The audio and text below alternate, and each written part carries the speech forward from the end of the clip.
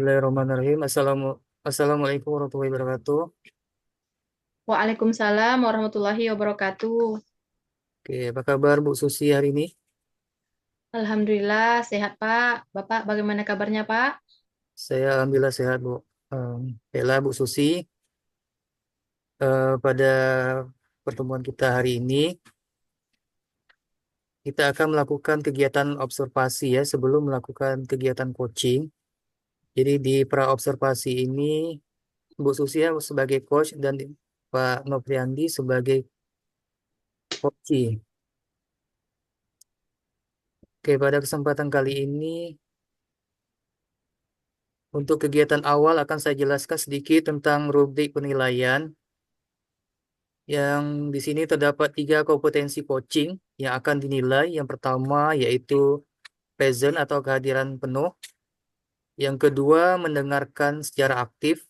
Dan yang ketiga mengajukan pertanyaan yang berbobot.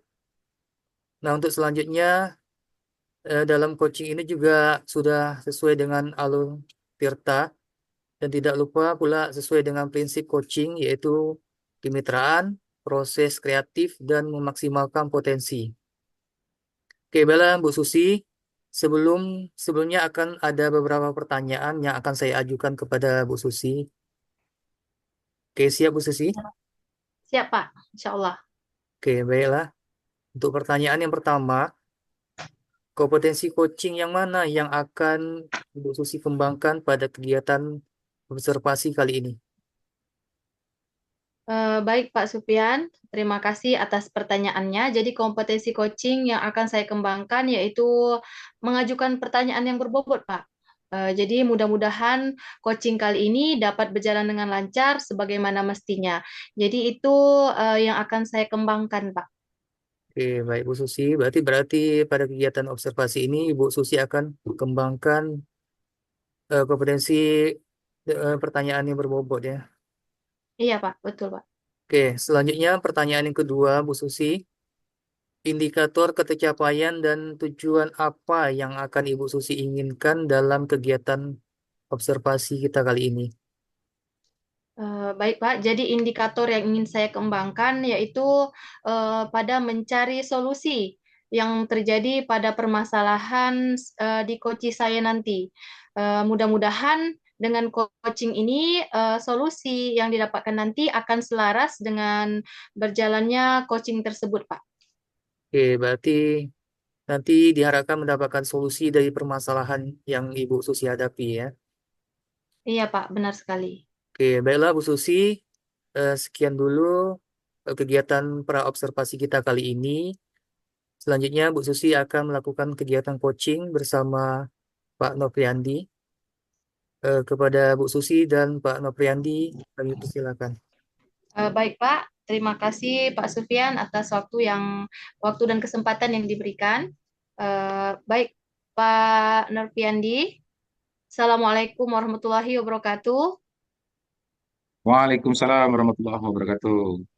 Bagaimana kabarnya Pak Andi? Alhamdulillah Bu, Bu Susi apa kabar? Alhamdulillah baik juga Pak. Pak Andi, pada pertemuan kita kali ini, Pak Andi akan berbincang-bincang tentang apa? Karena kebetulan saya ada waktu luang sekitar 15 menit nih Pak. Oke, siap. Terima kasih Bu. Begini Bu Susi, sebenarnya ada masalah sedikit lah di dalam kelas saya itu, di mana ada anak itu yang sering betul absen gitu Bu Susi. Jadi harapan saya di coaching kita kali ini saya dapat menemukan solusinya gitu Bu Susi. Oke, baik Pak. Berarti permasalahannya yaitu ada murid Pak Andi yang kedapatan selalu absen ya Pak ya? Betul, betul Bu. Oke, jadi bagaimana perasaan Pak Andi ketika melihat anak murid tersebut tidak hadir Pak? Kalau perasaan saya jujur Bu, kita sebagai seorang pendidik itu sangat khawatir sekali atas perkembangan anak, kan gitu. Apalagi anak ini sering sekali, jarang sekali masuk ke sekolah itu. Yang saya khawatirkan itu kan mungkin nanti dia akan ketinggalan mata pelajaran gitu Bu. Seperti itu Bu tuh sih.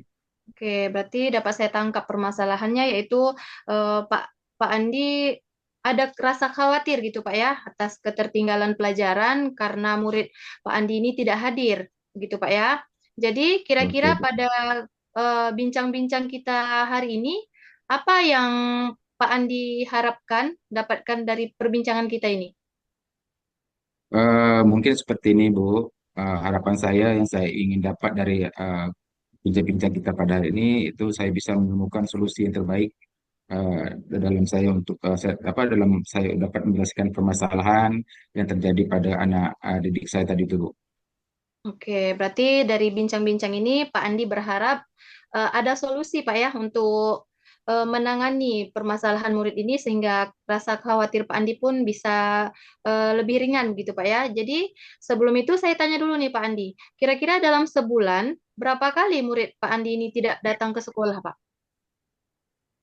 Sebenarnya sih, Bu, anak ini sebenarnya tidak dikategorikan anak yang malas gitu kan. Kalau anak yang malas itu sering bahasanya kan gitu, tidak masuk. Tapi di sini anak ini dia eh, jarang. Tapi kan yang namanya kita sebagai seorang pendidik tentu khawatir dengan apa absensi yang anak ini seperti ini kan gitu. Jadi kalau saya perkirakan, Bu, itu terkadang anak ini dalam 1 bulan itu 4 hari tidak hadir, tapi kadang juga ada juga kadang 6 hari gitu Bu dalam sebulan dia absen gitu.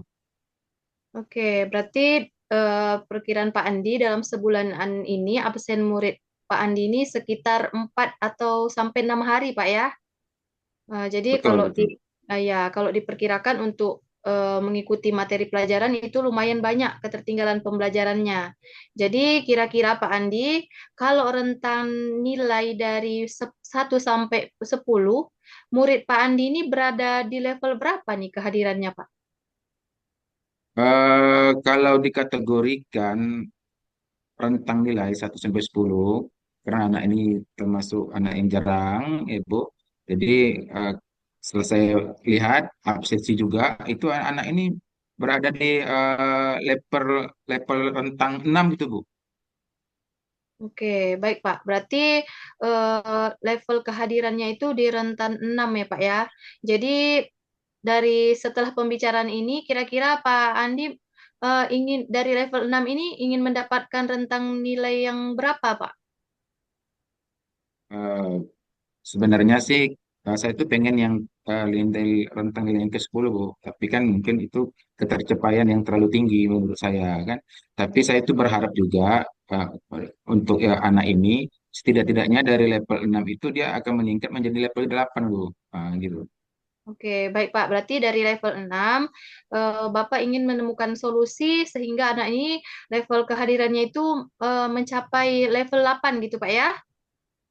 Betul betul Bu. Oke, jadi kira-kira menurut Pak Andi, apa yang melatar belakangi murid Pak Andi ini sehingga tidak hadir ke sekolah, Pak? Kalau menurut saya nih Bu, setelah saya lihat ya, setelah saya telusuri, ya mungkin anak ini itu faktor itu yang melatar belakangi dia sering absen itu salah satu mungkin cara bergaulnya. Dia ini kalau saya lihat dia tuh cara bergaulnya suka bergaul dengan anak-anak yang tidak sekolah gitu Bu. Jadi sehingga dia tuh mudah sekali terpengaruh. Yang namanya anak ini kalau sudah bergaul dengan anak yang tidak putus sekolah itu kan pengaruhnya sangat berdampak sekali. Mungkin eh, hal itu yang membuat anak tersebut sering absen ke sekolah untuk masalah kehadirannya Bu. Oke, berarti permasalahan tidak hadir ini dilatar belakangi karena pergaulan ya Pak ya, memang betul bahwa pergaulan ini sangat besar pengaruhnya terhadap perkembangan murid begitu Pak. Jadi murid kita ini kan fasenya fase masih labil sehingga mudah sekali untuk terpengaruh ya Pak ya. Jadi kira-kira menurut Pak Andi ada tidak faktor lain yang membuat murid Pak Andi ini jarang datang ke sekolah? Kalau faktor lain, kalau kalau menurut saya nih, Susi itu mungkin anak ini kurang perhatian lah dari orang tua, ya karena memang yang namanya anak itu butuh sangat perhatian orang tua, apalagi kita kita sebagai orang tua tidak mungkin tidak melihat dengan siapa anak itu bergaul. Jadi mungkin faktor inilah perhatian orang tua sehingga anak ini menganggap kalau kalau ia itu kurang kurang apa kurang diperhatikan sehingga bergaul sama siapa saja nggak boleh gitu. Anak-anak sekarang kan seperti itu. Jadi mungkin ini salah satu mungkin latar belakang yang lain sih yang menyebabkan anak ini sering absen gitu, Bu. Oke, berarti selain pergaulan tadi, faktor lain itu mungkin karena kurang diperhatikan ya, Pak ya. Karena Betul, kurang betul. diperhatikan.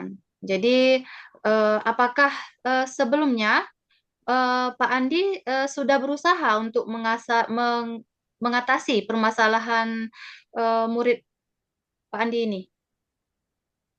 Eh, yang pertama itu yang sudah saya lakukan, pertama itu saya tuh kan panggil dia secara individu, Bu. Saya panggil secara individu, kemudian saya tanya permasalahannya tuh apa sebenarnya yang terjadi, geng itu. Kemudian selain itu juga saya selalu memberikan motivasi gitu kan, beri motivasi kepada anak tersebut sehingga nanti timbul kembali bangkit lagi minatnya untuk datang ke sekolah gitu. Jadi tak terlalu absen, tak terlalu jarang datang ke sekolah gitu. Kemudian juga di sini juga saya kan yang kita namanya juga seorang pendidik itu selalu membuat suatu hal yang bisa menyenangkan anak gitu kan. Tapi nampaknya gitu kan, kayaknya apa yang saya usahakan ini nampaknya masih belum berhasil, Bu, gitu. Oke, berarti sudah ada usaha dari Pak Andi ya untuk menangani masalah murid ini tadi. Mungkin karena memang dari muridnya belum tersentuh gitu ya dari motivasi yang Pak Andi berikan. Jadi kira-kira rencana ke depannya untuk apa yang Pak Andi lakukan untuk kembali meningkatkan motivasi murid tersebut, Pak? Rencana saya itu gini, Bu. Ya kan kalau saya balik ke belakang itu kan eh, mendekati secara individu sudah, ya kan sudah saya kasih motivasi juga. Sudah, rencana saya itu seperti ini, Bu. Mungkin saya akan menjalankan komunikasi dengan orang tua, berkolaborasi dengan orang tua murid dan juga dengan saya mendatangi ke rumahnya, mungkin saya akan melihat eh, seperti apa bentuk lingkungan di sekitar rumahnya. Mungkin juga saya akan komunikasi langsung dengan orang tuanya, menanyakan kenapa istilahnya penyebab anak itu sehingga dia tuh malas sekali datang ke sekolah, Bu. Seperti itu, Bu. Oke, baik. Berarti Pak Andi akan berusaha eh, memanggil orang tuanya, Pak ya, untuk mengetahui permasalahan yang terjadi terhadap murid Pak Andi tersebut. Jadi selain itu, Pak, apakah ada hal-hal lain yang dapat Bapak lakukan untuk mendekati orang tua murid tadi, Pak? Sebenarnya kalau usaha yang lain tuh sudah banyak sekali saya coba, tapi saya rasa mungkin tidak ada lagi lah, Bu, untuk usaha-usaha yang lain. Mungkin dengan mendekati orang tua ini mungkin cara paling efektif lah, menurut saya. Karena mendekati orang tua kita kita berkomunikasi langsung gitu dengan orang tua, mencari tahu secara langsung gitu apa penyebab anak tersebut sehingga terjadi seperti ini, Bu. Oke, berarti menurut Pak Andi, mendekati orang tua ini adalah solusi yang paling akhir lah gitu Pak ya. Cara yang memang betul-betul menurut Pak Andi efektif gitu Pak ya, untuk menangani kasus yang terjadi di murid Pak Andi ini. Jadi, apakah menurut Pak Andi bisa melakukan hal tersebut Pak, secara sendiri begitu? Insya Allah bisa, Bu. Insya Allah bisa. Yang namanya apa yang kita rencanakan, insya Allah akan saya lakukan dan akan saya tanyakan permasalahan dan akan saya datangi langsung ke rumah anak tersebut. Insya Allah bisa, Bu. Oke, baik Pak. Berarti akan Pak Andi usahakan ya Pak ya untuk menemui orang tua murid tadi. Jadi kira-kira Pak, kapan rencana Bapak nih ingin menemui orang tua murid tersebut Pak? Kalau rencananya itu ketika pulang sekolah, pas anak itu tidak hadir, gitu kan, Hmm. tidak datang sekolah. Jadi pas pulang sekolah itu saya akan ke rumah orang tua murid tersebut. Istilahnya di luar jam sekolah, Bu, gitu. Oke, baik. Berarti Bapak akan melaksanakan rencana Bapak ini ketika di luar jam sekolah ya Pak ya? Atau Betul, ketika muridnya sedang tidak berada di rumah begitu Pak ya? Jadi kira-kira Pak, betul. berapa lama waktu yang Bapak butuhkan untuk mencapai angka 8 ini tadi, Pak? Untuk mencapai angka 8 ini, kalau saya eh, berharap secepatnya mungkin tidak bisa juga, bukan kita kan setiap sesuatu kan butuh proses. Kita juga bisa melihat bagaimana perkembangan anak tersebut, apakah sudah menunjukkan ke perubahan yang lebih baik atau masih stagnan, masih masih belum gitu. Tapi kalau untuk target ke depannya saya mungkin, Bu, sekitar 1 bulan ke depan nantinya, Bu. Oke, ya betul sekali Pak Andi ya, Hmm. bahwa proses dia itu tidak seperti membalikkan telapak tangan untuk merubah murid itu tadi Pak ya. tentu kita harus melewati prosesnya dulu begitu. Oke, baik Pak Andi, 1 bulan ke depan saya akan menghubungi Pak Andi kembali untuk mengetahui perkembangan murid Pak Andi ini. Oke, Pak Andi ya. Siap, Bu. Oke, baik. Kira-kira dari pembicaraan kita ini, Pak Andi, apa yang Pak Andi dapatkan, Pak? Dari pembicaraan kita nih, Bu, sebenarnya banyak sekali yang saya dapatkan, nih kan, dari permasalahan-permasalahan anak didik saya yang saya hadapi di pembicaraan kita hari ini sudah saya temukan jalan penyelesaiannya dan juga di sini juga saya mendapat solusi untuk diri saya, bagaimana ke depannya saya bisa menerapkan itu. Kemudian juga saya di sini banyak sekali mendapat ilmunya, Bu. Dan saya juga mengucapkan ribuan terima kasih kepada Ibu Susi yang sudah sedikit memberikan waktu untuk saya untuk kita saling sharing permasalahan yang terjadi terhadap siswa saya. Jadi saya berharap ini mungkin menjadi solusi yang terbaik bagi saya untuk menyelesaikan permasalahan itu, Bu. Oke, Alhamdulillah. Sama-sama Pak Andi. Alhamdulillah Pak Andi juga sudah mungkin lebih tenang gitu Pak ya, karena sudah menemukan solusi atas permasalahan murid tadi nih. Kemudian tinggal merealisasikan aja lagi rencana tersebut Pak ya. Betul, Bu. Oke, baik Pak Andi. Kebetulan saya juga ada kegiatan lagi setelah ini. Untuk percakapan ini saya sudahi Pak ya. Siap, Bu. Oke, Bu. Oke, baik Pak Andi. Assalamualaikum warahmatullahi wabarakatuh. Waalaikumsalam warahmatullahi wabarakatuh.